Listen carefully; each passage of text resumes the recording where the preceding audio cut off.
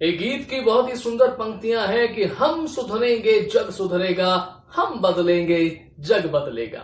लेकिन फिर भी न जाने क्यों ऐसा होता है कि हम पूरी दुनिया को बदलने, उसे सुधारने की कोशिश में लगातार लगे रहते हैं। सामने वाले का व्यवहार हमारे प्रति कैसा है, उसके हिसाब से हम अपना व्यवहार तय करना चाहते हैं। और फिर होता यह है कि जब कोई मुद्दा आता है, कोई विषय आता है, कोई बात आती है, तो एक पक्ष बन जाता है, एक विपक्ष बन जाता है। हारना कोई नहीं चाहता, जीतना सब कोई चाहते हैं, लेकिन ना तो वो मुद्दा रह जाता है, ना वो बात रहती है, वो वहीं का वहीं धरी रह जाती है। जीतता कोई नहीं है, हार हम सब चाहते हैं। आज की हमारी कहानी का प्लॉट भी कुछ यही है। कहानी की शुरुआत करूं उससे पहले फॉर्मली आप सबसे ये कहना चाहूंगा कि प्लीज इस कहानी को अधूरी मत छोड़िएगा। हो सकता है कि इस छोटी सी कहानी से एक बड़ा तंत्र आप लोगों के लिए निकल करके सामने आए। चैनल अगर आपने अब तक सब्सक्राइब नहीं किया तो प्लीज इसे अभी सब्सक्राइब कर ही लीजिए।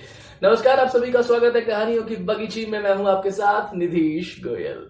ये बात उस समय की है जब छोटी छोटी चीजों के भी बड़े आदर्श हुआ करते थे। एक समय की बात है, शंख और लिखित नाम के दो मुनि थे। दोनों सगे भाई थे और दोनों धर्मशास्त्र के बहुत बड़े बड़े विद्वान थे। दोनों अलग अलग जगह अपने अपने आश्रम बना करके रहते थे। उन्होंने स्मृतियों का भी अध्ययन किया था, उनका भी उन्होंने ज्ञान किया था। एक बार होता यूं है कि शंख मुनि जो बड़े भाई थे और लिखित मुनि छोटे भाई थे। तो लिखित मुनि शंख मुनि के यहाँ यानी कि अपने बड़े भाई के यहाँ आते हैं। शंख मुनि उस समय वहां होते नहीं है, कहीं गए हुए होते हैं। लिखित मुनि वहां उनकी प्रतीक्षा करते हैं।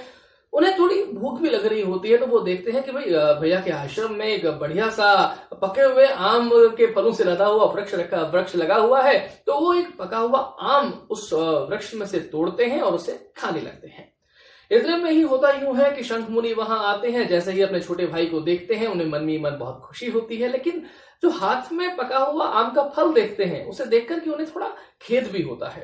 वो कहते हैं अपने छोटे भाई से कि भाई लिखित, तुम यहाँ आए, बहुत अच्छा लग रहा है, लेकिन ये तुम्हारे हाथ में जो पका हुआ आम है, ये फल तुम्हें कहाँ से मिला? इसमें लिखित मुनि कहते हैं कि भैया ये तो मैंने आपके ही आश्रम में जो पेड़ है उससे तोड़ा है, वहीं का फल है। तब शंख मुनि कहते हैं कि तुम्हारी बात ठीक है, लेकिन अगर किसी के यहां से, चाहे वो कोई भी क्यों ना हो, अगर कोई चीज ले ली जाए बिना पूछे तो उसे क्या कहते हैं? ऐसे में लिखित मुनि कहते हैं कि भैया उसे तो चोरी कहते हैं। तब शंख मुनि कहते हैं अगर कोई चोरी करता है तो चोरी के अपराध के दंड के लिए फिर क्या करना चाहिए? तब लिखित मुनि कहते हैं कि ऐसे में उसे राजा के पास जाना चाहिए, अपने दंड का भुगतान करना चाहिए, दंड लेना चाहिए, क्योंकि अगर वो दंड नहीं लेता है तो मरने के बाद यमराज के दूत उसे ले जाएंगे और नरक में रखेंगे और बहुत कष्ट सहेगा। लेकिन दंड का भुगतान अगर इसी जीवन में कर लिया जाए तो फिर कष्ट जो है वो जरा कम हो जाते हैं। तो शंख मुनि लिखित मुनि से कहते हैं, बड़े भाई छोटे भाई से कहते हैं कि भाई ऐसा है, तुमने मेरे आश्रम से बिना मेरे पूछे ये फल लिया है, तो तुमने गड़बड़ काम किया है। तुम जाओ राजा के पास में और अपने दंड का भुगतान करो, दंड अपना प्राप्त करो और उसके बाद में तब यहाँ पर वापस आओ। लिखित मुनि को भी बात की गंभीरता समझ में आ जाती है। ये बात समझ लीजिएगा, ये बात उस समय की है जब छोटी छोटी चीजों के भी बड़े आदर्श हुआ करते थे। लिखित मुनि वहां से सीधा राजा के पास जाते हैं। राजा जैसे ही देखते हैं कि मुनि यहाँ पधारे हुए हैं उनके राजमहल में, वो तो उनके स्वागत सत्कार के लिए लग जाते हैं। लेकिन लिखित मुनि ऐसा कोई भी स्वागत सत्कार ग्रहण नहीं करते। वो कहते हैं कि राजन, मैं यहाँ अपने स्वागत सत्कार कराने के लिए नहीं आया हूँ, बल्कि मैंने एक गलत काम किया है, मैंने पाप किया है और मैं उस दंड के भुगतान के लिए यहाँ आया हूँ, मैं दंड प्राप्त करने के लिए यहाँ पर आया हूँ।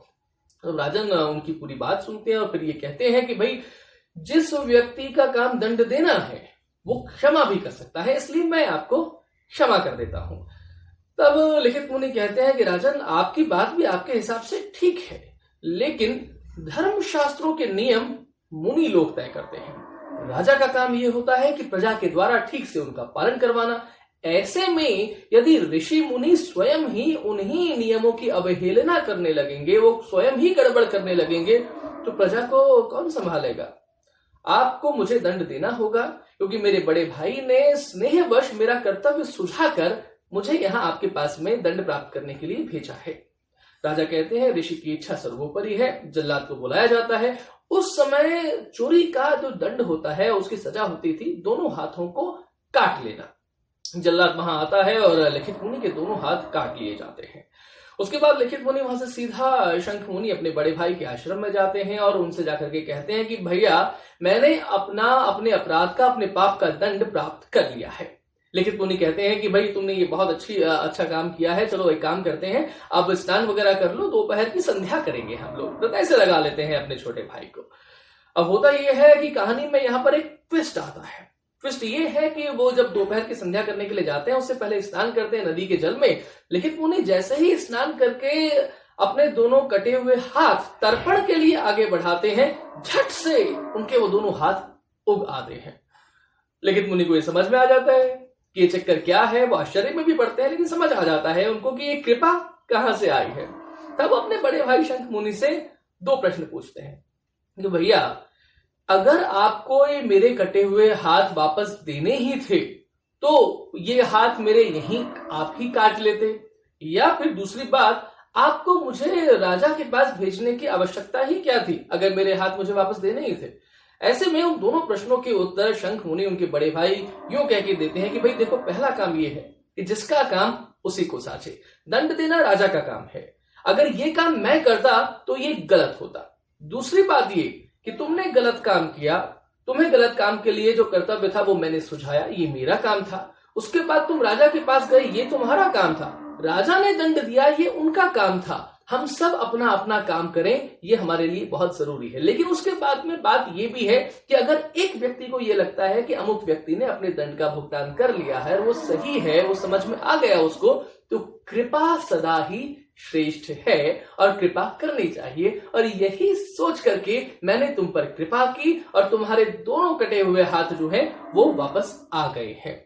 कहानी में अल्टीमेटली ये समझ में आता है हम लोगों को कि अगर हम अपना काम ठीक से करने लग जाएं तो चाहे हम गलत काम करें, लेकिन अगर सही तरीके से उसकी भूल का प्रायश्चित भी कर लें, पश्चाताप भी कर लें, तो होने वाला हमेशा सही ही है। लेकिन इसके साथ साथ एक पॉइंट और है, एक कहीं ना कहीं हम लोगों को चलता है वाला एटीट्यूड छोड़ना पड़ेगा। क्योंकि जब हम कई बार सोच लेते हैं ना कि भाई एक पका हुआ आम ही तो था, इतनी बड़ी सजा क्यों होनी चाहिए। दोस्तों, छोटी छोटी बातों से ही जीवन में बड़ा जीवन बनता है और छोटी छोटी गलतियों से ही कई बार जीवन की पूरी तरीके से दिशा गलत हो जाती है। इसलिए हमें चलता हुआ एटीट्यूड छोड़ना पड़ेगा। छोटी छोटी चीजों में ध्यान दें कि कहां हम सही कर रहे हैं, कहां हम गलत कर रहे हैं, कहां हमारे छोटे छोटे बच्चे जो हैं वो ठीक कर रहे हैं, वो गलत कर रहे हैं। और थोड़ा सा इस बात को भी ध्यान देना पड़ेगा कि हम सुधरेंगे, जग सुधरेगा। हम बदलेंगे तो जग बदलेगा। इसलिए अपने काम पर पहले ध्यान दें, बाकी सारा काम अपने आप होता जाएगा। आई होप कि ये कहानी आप लोगों को जरूर पसंद आई होगी। अगर पसंद आई है तो वीडियो को लाइक जरूर कीजिए, शेयर जरूर कीजिए, चैनल को सब्सक्राइब अपने अब तक कर ही लिया होगा। कहानियों की बगीचे में लगातार हम लोग सैर पर मिलते रहे, इसके लिए बेल आइकॉन को एक्टिवेट जरूर कर लीजिएगा। आज की कहानी में अभी तक के लिए इतना ही। अगली कहानी में फिर से आपसे जल्द ही मुलाकात होगी। जय हिंद, जय भारत।